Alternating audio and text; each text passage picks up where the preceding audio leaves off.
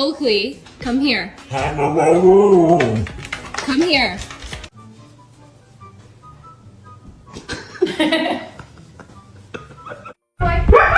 No, you didn't want to go outside. I asked you, and you just looked at me like I was crazy.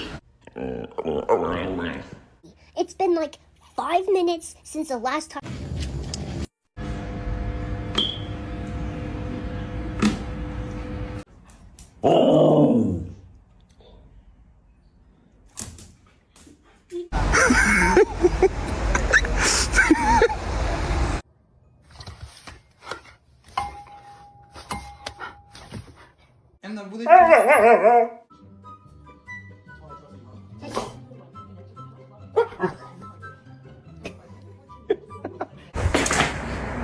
Don't do it.